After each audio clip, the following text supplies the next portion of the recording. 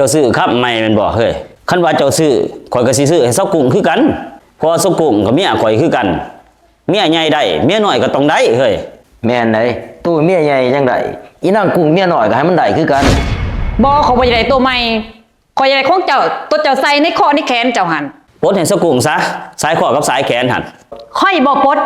ห่วยอีเวนนี่มึงสิปลดบ่หรือบ่ปลดเป็นเมียใหญ่ก็ใจใหญ่นี่ติจักแม่นมักยากมักซ่าจักเฮ็ดจังซี่กะล่าคำซ้ำนี้นี่ปลดให้หมู่มึงสิตายบ่ฮะเอามาอีกสายแขนหั่นเอามาเฮ้ยใส่โลดเจ้าเอ้ยเอาอีกแล้วเนาะนี่เนาะจอยมีอีสังค่อยๆเว้าก็ได้แต่ว่าเจ้าพาเสากุ้งอ้องงานดองนำบ่นี่แล้วมันเป็นอีสังพาไปดองซื่อเจ้าก็เฮ็ดบ่ถือหั่นแล้วพาเมียน้อยไปดองซ้ำบ่นำถ่ายรูปลงเฟซอีกค่อยเป็นเมียใหญ่ค่อยก็อายแต่ว่าเจ้ามาเบิ่งนี่คนคอมเมนต์เต็มทีบอยู่คันสิลิ้นก็ลิ้นให้มันเป็นอันนี้เลยเห็นค่อยบ่ปะเฮงเฮ็ดไปทั่วทิพย์ทั่วแดนนะข่อยลงเทื่อหน้ากูสิบ่ลงเฟซดอกนี่สาวกุ้งก็คือกันมักโพสต์รูปคู่กับเจ้าหันลงเฟซตลอดนะอย่าสิจมหลายน่ะสิบ่เขาให้ดอกเทื่อหน้าสิมวยเขาโพสต์น่ะก็บอกเพิ่นแน่หันอย่าสิมักโทรมากวนค่อยหลายอยู่ไผอยู่มันแน่มีน้อยก็มีใหญ่หันอย่าสิเฮ็ดให้ค่อยหายเด้อคำค่อยหายแล้วจังเบิ่งโอ้เจ้าคู่ข่อยบ่เดี๋ยวนี้เจ้าคู่ข่อยบ่ก็บ่ได้คู่แต่ว่าอย่าสิเฮ็ดเกินไปหลายพวกเจ้าหันไอ้จอยเด้หันเด้ไอ้จอยเจ้าคือบ่ไปหาข่อยหลายมื้อล่ะโอ้ยข่อยก็กำลังว่าสิไปหาเจ้าแหละเจ้าเพิ่นมาก่อนจังได๋ซะมาฮอดพี่บัดนี้เขาบอกจักเทื่อแล้วบ่ให้มาเฮือนนี่คันมีเวียกกูสิไปหาเองห่วยคนใดบ่ไปหาข่อยเนาะโทรก็บ่รับข่อยก็มาหาเจ้าหั่นแหละค่อยบอกเจ้าจะเฮือล่ะกุ้งว่าอย่าไปเยียบเงินค่อยหั่นซื่อเจ้าอย่าไปลิ้นกันอยู่สิได้ก็ไปว่าแต่อย่ามาเงินค่อยเจ้าอย่าสิเว้าหลายนะตูข่อยก็มีเราคือกันตาบ่ข่อยก็มีสิทธิ์ในโตเราคือกันไปนี่สิพากันนี่ไปตายสิได้ก็ไปให้มันวิดหูวิดตานี่ไปไอ้จอยไปเฮือนเฮาพุ่นไป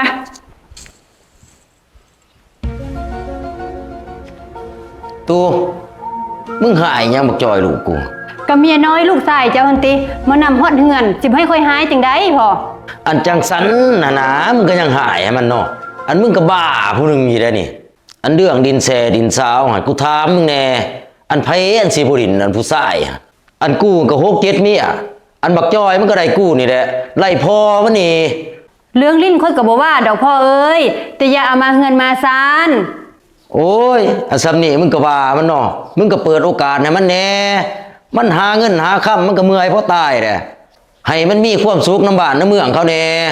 หันติคันเว้าแล้วก็มีแต่เข้าข้างกันสิเจ้าหันแม่นอยู่ถ้าจ้อยเพิ่นเป็นผู้เฮ็ดเวียกหันแต่หื่นแต่ฮ้อนหันของค่อยหมดใดโอ้มึงบอกนี่เนี่ยแสดงว่ากูกับลูกกูนี่มาก่อมากินบ่เดี๋ยวนี้ก็บ่ว่าอีขวง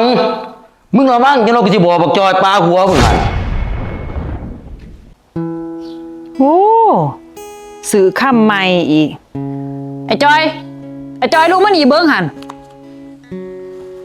แม่นยังเฮ้ยตูแล้วซื้อคำใหม่แม่นบ่จักสายคอสายแขนสินบักใหญ่อยู่ไสอีกกันดีเด้แล้วโพสต์ลงเฟซอยู่นี่ก็สิแม่นหั่นแหละกะสั่นบ่ได้ไอ้จอยคันตูได้ข่อยก็ต้องได้ข่อยกับเมียเจ้าคือกันนะสิซื้อให้ดอกคันสิซื้อก็ไปซื้อเดี๋ยวนี้นี่ข่อยอายหมู่ได้เมียใหญ่ได้เมียน้อยบ่ได้ซื้อตอนนี้จังได๋เงินอยู่นำเล่าพุ่นเงินอยู่นำเล่าก็ไปเอานำเล่าติไปพาข่อยไปซื้อเดี๋ยวนี้นี่ไปเอาเงินนำเล่าไปโอ้เนาะเจ้าก็ได้จักสิฟ้าอีสังจักกระเดียจักกระดอกต่อมาอีสังบอกจักเทื่อล่ะว่าสิมาเยี่ยมเฮือนหลังนี้คันข่อยบ่มีเวียกข่อยบ่มาดอกเวียกอีสังเขี้ยวเว้าเขี้ยวนี้เจ้าซื้อครับไม่แม่นบ่เฮ้ยคันว่าเจ้าซื้อข่อยก็สิซื้อให้เซากุ้งคือกันเพราะเซากุ้งกับเมียข่อยคือกันเมียใหญ่ได้เมียน้อยก็ต้องได้เฮ้ยแม่นไดตู้เมียใหญ่จังไดอีนางกุ้งเมียน้อยก็ให้มันได้คือกันของนั่นนี่มันต้องเท่าเทียมกันได้เมียน้อยเมียใหญ่มันจังสิบ่ผิดบ่เถียงกันเจ้าอยากซื้อก็ไปซื้อติว่าแต่จะซุ่มมาวนมาบายกับค่อยหั่นซื้อจังได๋ผมบ่มีเงินจักกีบเงินอยู่นำเจ้าหมดขอนี่ติเงินข่อยสิไปซื้อให้เซากุ้งนี่สิเอาเท่าใดสิโอนให้นี่บ่เขาบ่ได้ตัวใหม่ข่อยอยากได้ของเจ้าตัวเจ้าใส่ในคอในแขนเจ้าหั่นโอ้ยซื้อเอาใหม่ก็ได้แต่ว่าตัวนั้นเขาใส่แล้วจะเสียอยากได้เฮ็ดหยังบ่ข่อยอยากได้ของเรา อีหยังที่เป็นของเราข่อยอยากได้เบิด โอ้ยเจ้ากระโพดปลดเห็นสกุงซะสายขอกับสายแขนหัน จะบ้าบ่จอย ค่อยใส่อยู่ก็สิอยากให้ค่อยปลด นะปลดให้เขาหล่นน่ะเจ้าก็ไปซื้อเอาไหมเงินกับอยู่น้ำเจ้า นะตู้เอ้ยมึงสิมักยากหลายปลดในเขาโลดหนาจะน้อยบักจอยมันก็หาย อันมึงนี่ อันคืดน้อยคืดใหญ่โอ้ย ห่วย มันเกินไปเดี๋ยวไหนคำในคอในแขนก็จะให้ปลดให้ อันกะล่าปลดให้เขาสมีนี่เจ้าชิต้ายย้อนบ่ข่อยถามเจ้าเนี่ยฮะ นะ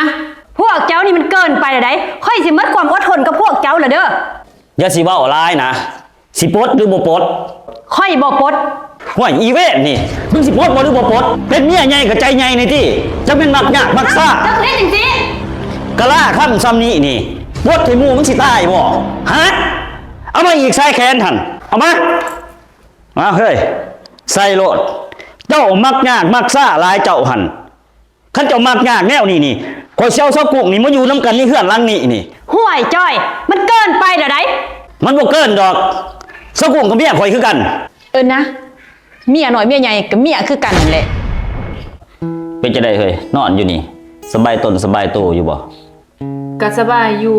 แต่ว่าห้องตัวข่อยนอนหั่นมันจะแคบไป เฮ็ดจะได้มันก็ย่างแต่ห้องเดียวหั่นห้องอื่นก็ค่าเครื่องหมด เอาจักซี่ซะไอ้จอยข่อยอยากได้ห้องเอือตูมันกว้างดี อ้าวแล้วสิข่อยเฮ็ดจังไดล่ะ เจ้าก็ให้เอือตูหันมาอยู่ห้องข่อยก็สิไปอยู่ห้องเรา เอาจังสั่นบ่ แม่นได้จอย อันนี้ตู้อ่อนให้มันอยู่ห้องหน่อยก็ได้ สิให้ไผนอนห้องน้อยเดี๋ยวนี้บ้องมาคักๆเบึง ก็ให้เจ้าที่ออกมานอนห้องน้อยให้เซากุกนี่เขาไปนอนห้องใหญ่ แม่น นี่ท่านตำรวจสองคนนี่ไปจับรถหันลิ้นสู้กันหัน ลิ้นสู้อีสัง อันนี้ก็เมียข่อย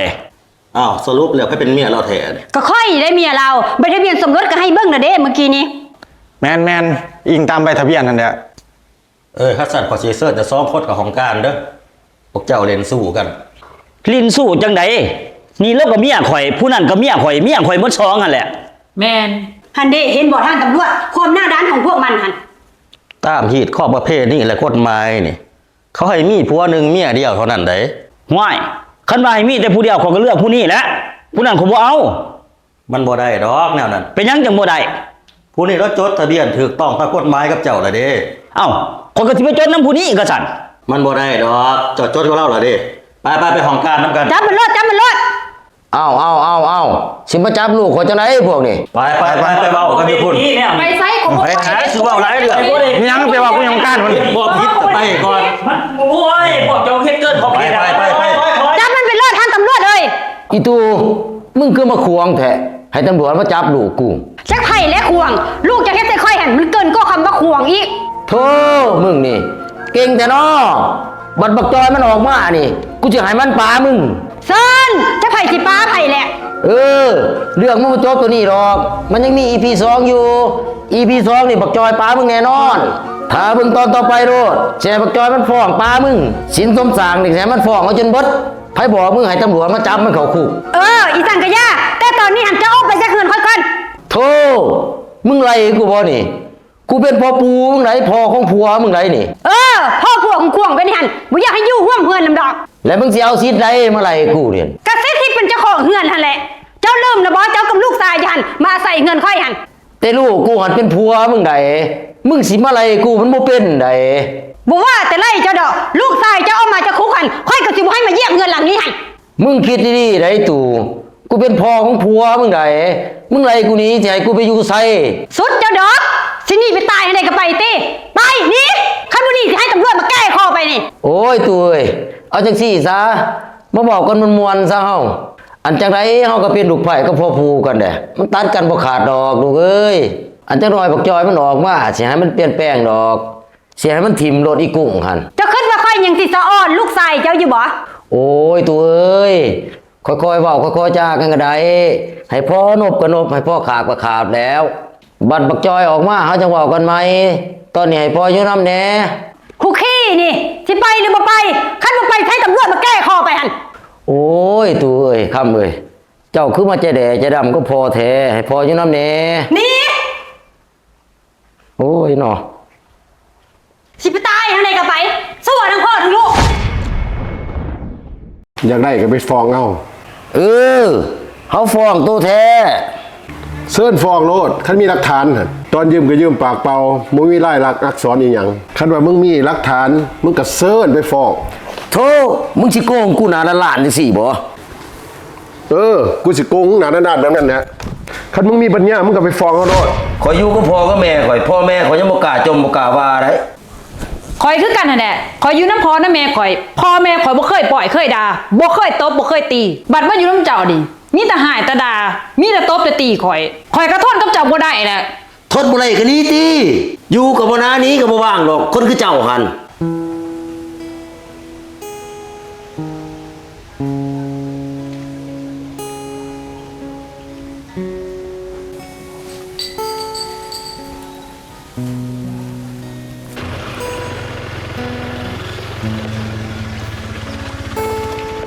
เมเซียวกุ้งเป็นอยู่บ่ อยู่แต่ว่าพ่อเสียวเขามานั่งในก่อนติ โอ้เฮือนซ่านนี่เดี๋ยวบ่ได้เด้เนาะ โอ้ยังบ่ทันแล้วง่ายหรอกเคลื่อนซ่านบ้านซองอะไอ้เป้งไอ้ดำมาหา สบายดีเชียว สบายดี มาจากไหนคือบ่เห็นหน้าตัวรน โอ้ก็มาหาโตนี่แหละว่าสิชวนโตไปแก่ ห่วยไปแก่อยู่ไสเสียว หมอมันมีมื้ออ่อนเย็นเอาเย็นเบียร์นี่นะ ห่วยไปก็ไปติเบิ่งเอาไปบอกเมียเอาก่อนข้าวหนึง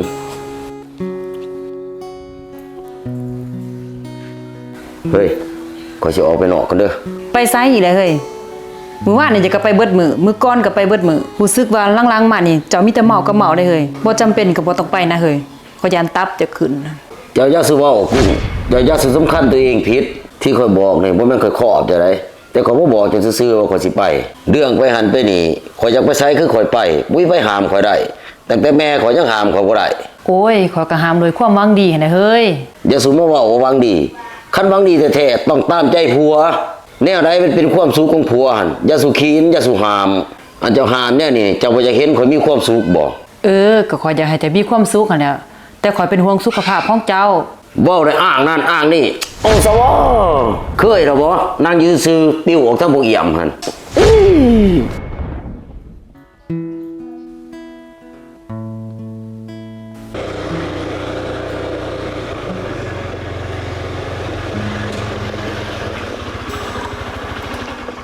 ไปเชียวกินข้าวก็จังเมื่อโอ้ยลูกเมียไปทางใดเบิดตายเบิดดอกบ่เอานั่งก่อนเชียวนั่งก่อนกุ้งมาเลยเฮ้ยมาแล้ว เอิ้นย่าเอิ้นซ่าแท้ๆหูแตกบ่ได้ยินบ่เดี๋ยวนี้ แม่น่ะนะเสี่ยว โอ้ยขอยค่าซักเครื่องอยู่โรงพยาบาลก็เลยบ่ได้ยิน เสี่ยวกูดีใจนํมึงเด้อในเมียกูหนวก ใส่ของกินของอยากหั่นแต่งมาเบิ่ง โอ้ยขอยบ่ได้เฮ็ดซ้ำได้แน่ใจว่าจะสิกินอยู่นอกขอยก็เลยซื้อมีห่อเดียวมาต้มกิน โธ่สแต็กเป็นแต่เจ้าอ่อนบ่มีปากแต่เจ้าอ่อนบ่ นะ เอ้าแน่ขอโทษใส่เจ้าจะว่าจะสิกินอยู่นอกขอยก็เลยบ่ได้เฮ็ดเพื่อ อันยาสุเทียงน่ะเรื่องเข้าน้ำท่ามป้าเจ้าเป็นแม่ยาแม่ยิ่งเจ้าต้องแต่งไว้เรื่องก็สิกินหรือบ่กินน่ะมันเป็นอีกเรื่องนึงเจ็บประสาทเด้ได้เมียก็ได้เมียขี้ข้าน บ่แม่นเบาๆเลยคันเป็นเมียกูนี่กูเตะได้ปะนี่ กูก็ย่านอยู่ดอกเสียวก็เป็นแนวนี่ไปเสียวไปหากินอยู่นอกพุ่นไปนอนนาพุ่นได้เลย โอ้ยอย่าสิไปยังเฮ้ยมันสิค่ำแล้วเจ้าก็เมาเพราะแห้งแล้ว พอใจไปมีปัญหาบ่ นะ โอ้ยพวกเจ้าก็โพดแต่ละมื้อแต่ละเว้นส่วนกันไปกินแต่เหล้าแต่เบียร์แทนที่สิส่วนกันไปหาเงินหาค่ำพวกเจ้าก็ต้องโพด หัวเสี่ยวเมียตัวเบาใส่เฮาได้นี่ หันติไปเอาสมอมันคือโพดแล้วว่าเมียนี่ฮะไปลำออกไปหากินหนานอนนาพุ่นเฮา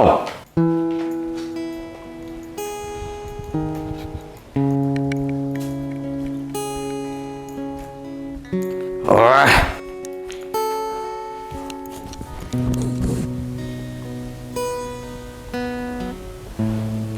โอ้ยสงสัยเมาใหม่แล้วนี่ไอ้เป้งนอนดีๆไอ้เป้ง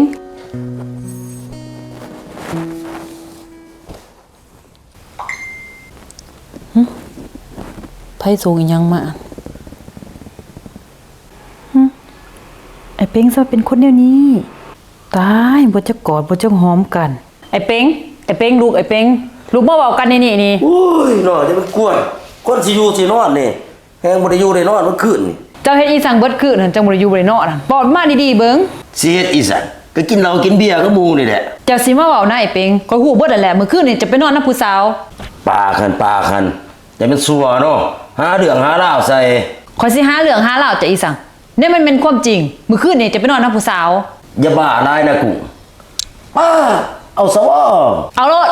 อยากตีโลดจะคาโลดข้อยฮู้เบิดนั่นแหละไปนอนนำผู้สาวกันยังคายหูบเมียนอ้าวนี่เซิ้นเบิ่ง โธ่สมควงแท้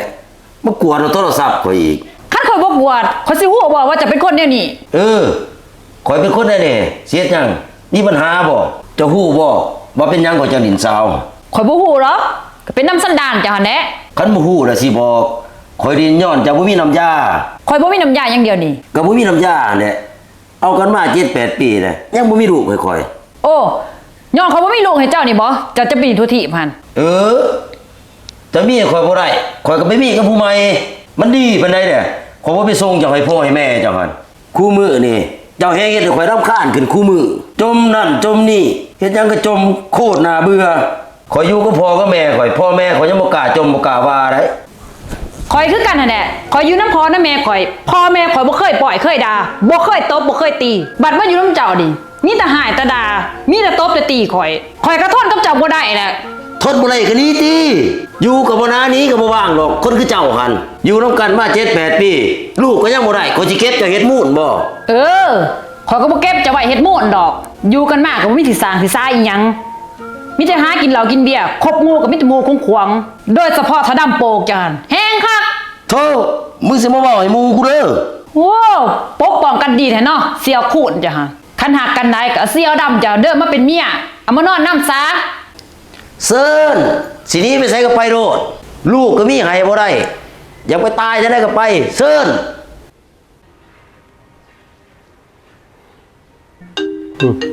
ผู้ใดโทรมาวะโอ้สะปือฮัลโหลที่ฮักมีเบียกบ่เฮ้ยนานขอเงินอีกแหละสิเอาเท่าไรได้น้อ10 ล้านบ่เฮ้ยโอ้จังหน่อยโอนให้เด้อเฮ้ยเด้อโอ้ยบ่ยากหรอกเฮ้ยบ่ยากก็ได้สำเงินสำ10 ล้าน20 ล้านนั่นจังหน่อยโอนให้โอเคหักเด้อคนอีสังมาเป็นตะสั่งเถอะเด้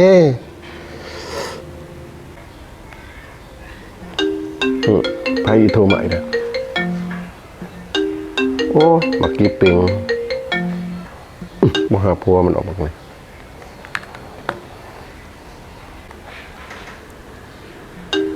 โทรใหม่นะไพ่นะ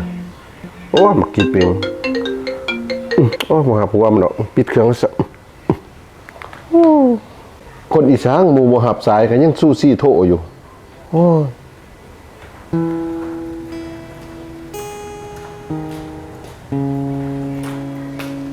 หัวจะได้เสียว มาหาตู้นี่แหละโทรหาก็บ่รับ โอ้ยโทรศัพท์เพราะมันเพ เพ่จังได๋โทรติดอยู่ โอ้ยโทรศัพท์เพราะมันเวลาหับเดี๋ยวมันตัดไปเองมันว่าแต่โตมาหาเฮานี่มีเบียกบ่เสียว โอ้ยก็อยากมาถามเงินน้ำตู้นี่แหละตัวยืมไปบ่พอแท้เนาะล่ะบ่เฮาก็บ่มีใดแต่ป้าเมียมานี่เฮ็ดหยังก็บ่เกิดบ่เงยสำบ่นำเอาเมียใหม่บ่ได้ลูกก็บ่แม่นลูกเฮาซ้ำเป็นลูกของเขากับผู้บ่าวบ่แม่นลูกเฮาซ้ำเสียวเอ้ยมักกับไผคบกับไผก็มีแต่เขาตัวตมเอาเงินเอาคำจังว่าเบิดเนื้อเบิดตัวเลยเสียว ได้เป็นหยังเดี๋ยวมันเกี่ยวหยังกับเฮามัน โอ้ยเฮาก็มาหาตู้นี่แหละก็บ่ประสงค์เฮาดอกบ่เงินตัวยืมไป30 ล้าน บ่มีนะเสียวเฮาก็สิตายคือกันในช่วงนี้ สิตายจังได๋เฮือนก็เฮ็ดหลังบักใหญ่รถก็ซื้อบักแพงๆโตก็ยังซื้อได้ใส่หนี้เฮา30 ล้านนี่บ่ได้บ่เสี่ยว โอ้ยบ่ได้ดอกเสียวเงินก็เฮ็ดเรือนเบิดแล้วซื้อรถเบิดแล้วจะเอาเงินไสมาให้โตมัน โอ้ยคันว่าบ่มีเงินสดน่ะสิมีบ่นั่นนี่ขายเด้ขายแล้วก็เอาเงินมาให้เฮาเสี่ยวย อมเสียวบ่มี ห่วยหมอนี่บ่จะได้วะรถก็มีเฮือนก็มีเงิน30 ล้านนี่บ่จักใส่เฮาบ่คิดเห็นบ่ตอนไปยืมมันบ่จักนบจักขาบเฮาอยากให้เฮาซอยผ่านมาหลายปีแล้วเฮาบ่เคยท่วมตอนนี้เฮาลำบากอีหลีเสี่ยวซอยเฮาบ่ได้บ่ บ่ได้ ห่วยดำ ตัวสิโกงเขาบ่เดียวนี่ แล้วแต่สิคือบ่ให้บ่แท้อยากได้ก็ไปฟ้องเอา เออเขาฟ้องตัวแท้ เซิ้นฟ้องโลดคันมีหลักฐานหั่นตอนยืมก็ยืมปากเปล่าบ่มีลายลักษณ์อักษรอีหยังคันว่ามึงมีหลักฐานมึงก็เซิ้นไปฟ้อง โธ่มึงสิโกงกูหนาละล้านจังซี่บ่ กูสิโกงหนาด้านๆแบบนั้นนะคันมึงมีปัญญามึงก็ไปฟ้องเอาโลด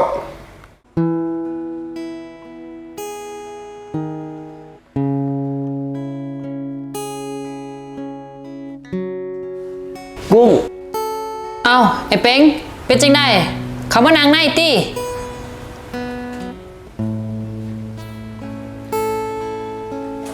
ไปจังไดมาจังได โอ้ยมาหาเจ้านี่แหละ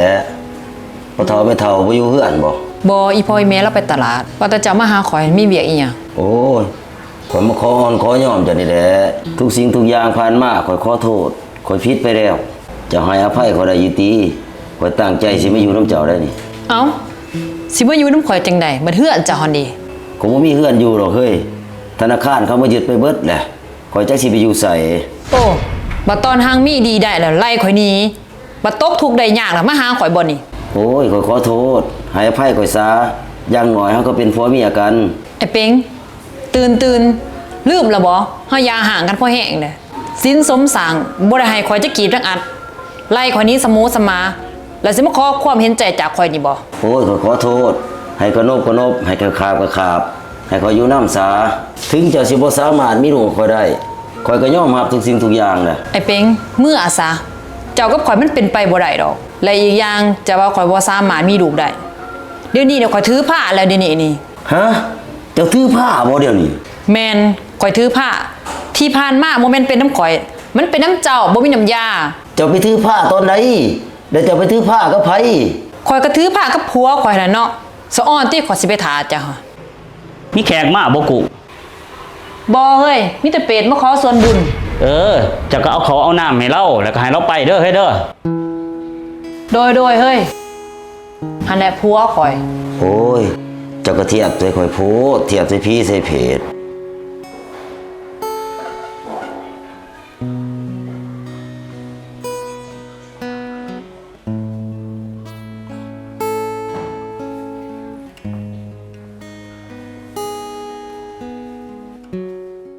บ่ต้องมาเว้า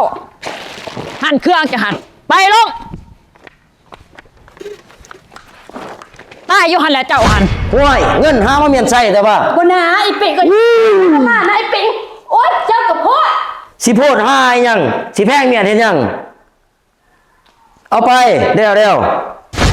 และเฮือนหันมันแม่นไผอยู่เดี๋ยวนี้หัน สิไผอยู่ก็ข่อยก็เซากุ้งนี่แหละอยู่ โธ่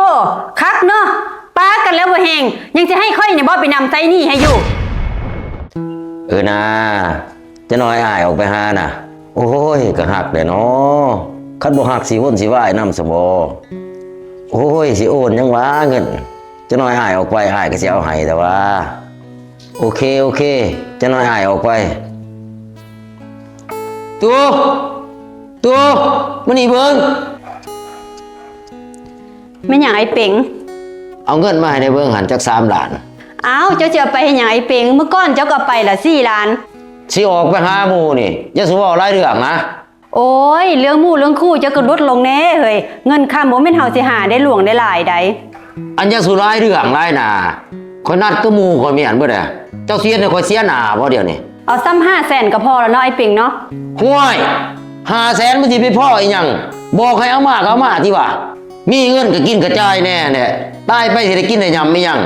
คอยบ่มากได้ตายไปแล้วมาขอหัวโลกหั่นเอาเลิกกินเด้อหั่นคอยอยากตอนนี้คอยก็ต้องกินตอนนี้ ตอนที่คอยยังกินได้นี่ จะเว้าก็แม่นอยู่แต่ว่าจะให้ประหยัดแน่หั่นแหละไอ้เป็งเงินคำมิ่งหายากบัดเจ็บบัดเป็นมาหั่นเด้สิเอาเงินไสมาปัวกัน ห้วยสุไลเรื่องไรเล่านะไปเอามา โอ้ยไอ้เป็ง ก็ยังว่าไปเอามา เป็นจังได๋ไอ้เป็งได้อยู่บ่เงินมาให้ข่อย ก็ได้แล้ว ได้ก็มาติ เดี๋ยวเงินเดี๋ยวครับอย่างนี่เด้ เท่าไหร่นี่ ก็ซ้ำน้องคอแล้วขึ้นเบิดแล้วบอกง่ายเด้อบ่ยากหรอกเรื่องเงิน โดยอ้ายโอ้ยก็เลยเสียดายเจ้าเด้อ้ายเอ้ย เสียดายหยัง เสียดายจะเป็นผัวเขาก่อน เฮาน่าสิเห็นกันไว้กว่านี้ อ้าวเดี๋ยวนี้น้องก็เป็นเมียอายอยู่แต่ว่า ก็เป็นอยู่เป็นเมียน้อยข่อยอยากเป็นเมียใหญ่นะเดี๋ยวนี้ สิเป็นเมียใหญ่ได้จังไดเมียใหญ่อายหันเราเป็นผู้หาเงินให้อายใส่ได้คันปลาเราไผสิหาเงินให้อายใส่และอายสิเอาเงินใส่มาให้น้องใส่ และเสียจังไดนี่ ก็ร้อยกินร้อยแสบอยู่จังซี่แหละกุ้งเอ้ยมักคนมีผัวมันก็ยากจังซี่แหละ ฮู้ยากเนาะไอ้เป็งเนาะ ว้ายไปจะได้มาจะได้กี่เป่งนั่งก่อนนั่งก่อน มาหาเจ้านี่แล้ว มีเวียกบ่หรือว่าจะได้ โอ้ยว่าอยากมายืมเงินนี่แล้ว เรื่องยืมมันบ่ยากดอก มีแนวครับอยู่บ่ล่ะ ก็มีแต่ใบตะดินนี่แหละเสียจอยเอ้ย เบิ่ง กวดบางที แล้วสิยืมจักล้าน เอา200ที่ 200ล้าน ดอกเบี้ย20%ได้ 20%ต่อปีบ่ บ่แล้ว20%ต่อปีกูสิกินอีสัง20%ต่อเดือน โอ้คือหนักแท้ นักก็บ่เอาผมบ่ได้เดือดร้อนเด้ โอ้ยเอาแหละหัวหน้าสุฟ้าวใจหน่อยหลาย คันเอาก็ถือไว้ขึ้นไปเอาหางสัญญา ผู้ละเครื่องได้ไอ้เป็งได นาอ้ายก็สิให้เจ้าเบิดนั่นแหละบ่ครึ่งบ่เค็งหรอก บัดนี้เด้ไอ้เป็งไผสิหาใส่ กับป้าสตูมีอ้ายนี่ใส่คันเพิ่นบ่ใส่กับป้าเขายึดสิงึดอีหยัง เจ้านี่ก็ซัวพอแล้วหน่อยเป็งเนาะ โอ้ยกับพ่อๆกันกับเจ้าหั่นแหละ เอานี่เอกสารนี่ อ่านเบิ่งคันอันนี้แหละก็เส้น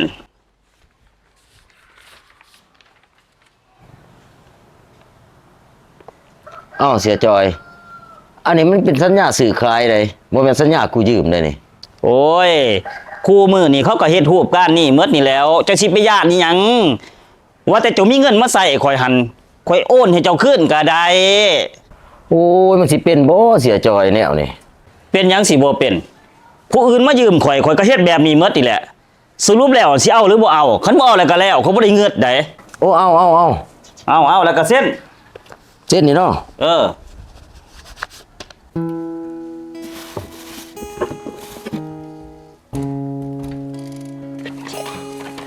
มันไปไซใบตะดิน ไอ้เป็งจะเห็นใบตะดินบ่ค่อยเสียไปเสียภาษีนี่ ในบ้านให้เอาไปเสีย หาจนเมื่อยแล้วบ่เห็น มันสิเห็นจังได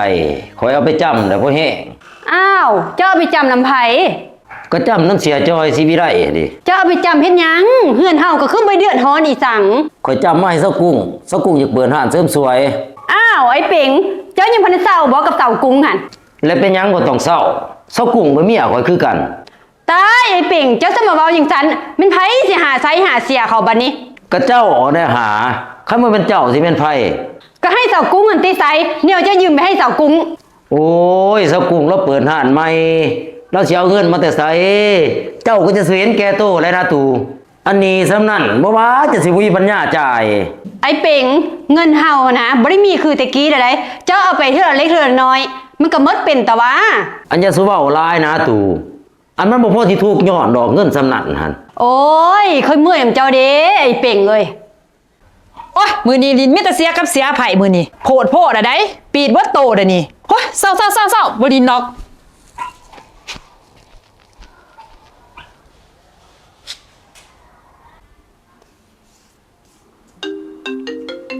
ก็ได้โทรมาโอ้เซากุ้งโทรมาจังได๋อะโลเป็นยังเอ้ย ไอ้เป็งบ่โอนเงินให้ในตี้สิแก้มื้อนี่ติปีดแล้วนี่ เสียเอาเท่าไหร่ จัก5ล้านนี่นะ โอ้5ล้านอ้ายสิเอามาแต่ไส เจ้าก็เอาเมียเจ้าหันเด้เจ้าก็อย่าสิโพดหลายเท่านี้แหละโอนมาไว คันเจ้าเอาไปหันมันหมดเลยเด้อเฮ้ยบัดเจ็บบัดเป็นเด้สิเอามาติไส ห่วยบอกให้โอนก็โอนมาแล้วนะ โอนจังไดก็ยังว่าคันโอนไปมันก็หมด ห่วยเงินหามาเมียนใส่แต่ว่า บ่นะไอ้เป็งก็มานะไอ้เป็งโอ๊ยเจ้ากับพ่อ สิโพดหาอีหยังสิแพงเมียนเฮ็ดหยังเอาไปเร็ว เจ้ากับโพดแนวนี้เขายุ่มเจ้าบ่ได้ดอก อยู่บ่ไรก็หนี้ติรู้สึกสบายเสบยดีแต่ศัตรูนี้ ๆเจ้าป้าเลยได้ตี้กับเมียหันบ่ว่าตี้สิคืนหากันอีก จ้างก็บ่คืนเฮ้ย ดีคันสันว่าแต่คอในตีเงินสิไปดินไผกับหมู่ บ่มีเด้เฮ้ยเขาบ่ได้โจงเงินให้ข่อยพ่อกีบเลยเขาปาแต่เฮือนนี่ให้ แน่สิเฮ็ดจังไดบัดนี้สิอยู่สิกินจังไดคันบ่มีเงิน แต่เฮ็ดเสริมสวยนี่บ่ได้เงินบ่เฮ้ยคือว่าลงทุนไปตั้ง2-300 ล้าน สิให้มันได้จังไดจะเห็นข่อยเปิดห้านซะบ่ เอ้าเจ้าคือบ่ไปเปิดห้านหาเงิน คันข่อยเปิดห้านข่อยสิมีเวลาใดไปดินไผ ว้ายจะได้พวกเจ้าคือมิดมีซีซ่อมแท้บัดนี้3 เดือนแล้วได้ต้นก็บ่ได้ดอกก็บ่ได้หัน อ้าวศัตรูมันบ่ได้โอนให้เจ้าบ่ บ่มุ้ยไผโอนดอกขอยโทษใส่เราแล้วว่าเราบ่เกี่ยวของกับเจ้าแล้วเราปากับเจ้าแล้วเราบ่จ่ายให้แล้วว่ะ เพิ่นว่าแน่นั่นบ่ เออ โอ้ขออีก2 วันขอยสิไปเคลียร์เงินมาให้เด้อเสียจอย 2 วันล่ะเป็น2 วันเด้อคันเกินนี่กูสิยืดหมดนี่เจ้าอย่าลืมเด้อสัญญามันเป็นสัญญาซื้อขายมันบ่แม่นสัญญากู้ยืม2 มื้อคันบ่ได้นี่มีปัญหา ป้าศัตรูนี่เป็นจังได หันติสิเฮ็ดจังได๋ก็เฮ็ดได้เปงจังน้อยเขาไล่เฮาหนี้ได้นี่ เจ้าทาอยู่นี่เด้อขอยสิไปบอกกับเพิ่นเบิ่งศัตรูตู่ มาอีหยัง ก็มีเวียกนั่นแหละคันบ่มีเวียกก็บ่มาเหยียบหรอกเฮือนเจ้า เวียอีสั่งก็เว้ามาติล่ะเฝ้าเว้าเฝ้าหนี เจ้าคือบ่จ่ายหนี้ข่อยตัวข่อยเอาเฮือนไปจำนำเสียจอยหั่น เฮ้อยืมเงินไปให้เมียน้อยไซจะให้ค่อยนี่บ่ไปจ่ายหนี้ให้ อ้าวคันจะบ่จ่ายได้สิเฮ็ดจังไดบาดนี้เจ้าน้องเขาก็มายืนเฮือน เฮือนค่อยก็มอบให้เจ้าแล้วเด้กระสุดเจ้า ห้วยตู่เว้าดีๆได้เจ้าน้องเขามายืนเฮือนได้เสียจอยแล้วบ่ได้ฮ้อแอก็ไผได้ และเฮือนหันมันแม่นไผอยู่เดี๋ยวนี้หัน สิไผอยู่ก็ข่อยก็เซากุ้งนี่แหละอยู่ โธ่คักเนาะป้ากันแล้วบ่แฮงยังจะให้ค่อยนี่บ่ไปนำไซหนี้ให้อยู่ อันจะสุเว้าหลายนะตู่โอนเงินให้เสียจอยหั่น ค่อยบ่โอนพุ่นไปให้อีกุ้งเมียน้อยเจะพุ่นจ่ายหัน ห้วยตู่ข่อยผัวเจ้าใด ผัวจังได้ป้ากันบ่แฮง โว้ปากันบ่พอข้าวปีกล้าค้าแข็งเนาะเจ้าเนาะคันสิโอนเด้อโอนโลดเจ้าน้อยมีปัญหา หนีไปเบ่งไปหนีไป เจ้ากล้าไล่ข่อยบ่เดี๋ยวนี้ เออค่อยไล่เจ้าหนีเซะ ตู่ข่อยสิให้โอกาสเจ้าอีกบาทหนึงเจ้าสิโอนน่ะฟ้าโอน ก็ยังบ่หนีเซะ โอ้ปีกล้าค้าแข็งแน่เนาะเดี๋ยวนี้เนาะจื้อไว้ เออ บ่เหลือใจแท้เด้โอ้ยโอ้ยโอ้ยโอ้ยโอ้ยเป็นจังไดคือสิเป็นรอยเป็นมึนบาดนี้โอ้ยโอ้ยโอ้ยสมมุติเป็นจังซี่เด้บาดนี้โอ้ยโอ้ยบ่ไหวแล้วโอ้ยบ่ไหวโอ้ยเป็นจังนี้สมมุติเจ็บมาบาดเดียวโอ้ยโอ้ยกุ้งเอ้ยกุ้งเมาข่อยนะกุ้งโอ้ยโอ้ยจะเป็นเวทเป็นกรรมเป็นหยังเด้ของข่อยเนาะยืนซื่อก็ว่าเป็นเปียเป็นรอย เวรกรรมเจ้าอีสั่งก็เวรกรรมข่อยนี่ติอยู่ซื่อๆก็ได้ผัวพิการ โอ้ยจะขึ้นมาบอกจังสีกับข่อยเฮ้ยเมียเก่าเขาบ่ได้บอกจังสีกับข่อยได้ ห่วยข่อยบ่แม่นเมียเก่าเจ้าข้าสั่นก็ไปเอิ้นเมียเก่าจะติมาเบิ่ง โอ้ยสิไปเอิ้นเขามาหยังเขาบ่แม่นเมียข่อย เจ้าคนที่เมียข่อยนี่ อุ้ยเศร้าเด้อขอยบ่ได้อยู่นำเจ้าเด้อสิว่าเป็นภาระให้ข่อยหยังคนพิการแนวนี้นี่ เจ้าคือบอกเด้อนี่เฮ้ยจะหยอกข่อยบ่หรือจังได ยอหัวแตกจะอีสังเงินก็บ่มีให้ใช้สมมุตินำสิมาให้ข่อยเบิ่งเจ้าอีก ฮัลโหลโทรมาอีสั่ง ตู้บ่เสิร์ชมาเบิ่งผัวจังได๋เด้อพิการย่างบ่ได้ได้นี่ อ้าวก็เดียวว่าผัวเจ้าสิให้ค่อยไปเบิ่งอีสั่ง ห่วยคันเจ้าบ่เบิ่งข่อยก็บ่เบิ่งได้ข่อยบ่เป็นบ้าได้สิเบิ่งเพิ่น สุดไผสิเบิ่งบ่เบิ่งแล้วก็แล้ว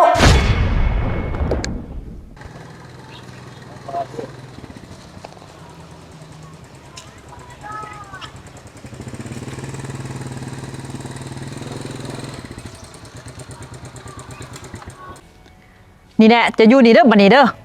โอ้ยจะเอาข่อยมาถิ่มไปวัดไปว่าไอ้ดีบ่เฮ้ยเจ้าว่าอีต้นข่อยบ่ สิมาเว้าแล้วเจ้าเลยบ่อีต้นข่อยบ่สิให้ข่อยนี่บ่ไปเบิ่งคนพิการคือเจ้าหั่น โอ้ยเจ้าก็จะสิใจแด่ใจดำหลายติเฮ้ยเมียเก่าข่อยบ่ได้เป็นแนวนี้ได้ ก็ย้อนข่อยบ่แม่นเมียเก่าเจ้านี่แหละข่อยอีกุ้งบ่แม่นอีตู โอ้ยเนาะกุ้งเอ้ย บ่ต้องมาเว้าหั่นเครื่องจะหั่นไปลง ตายอยู่หันแหละเจ้าหัน โอ้ยกุ้งจะต้องไม่เฮ็ดจังซี่ เฮ็ดจังซี่แล้วมันเป็นหยังตายอยู่หันแหละเจ้าหัน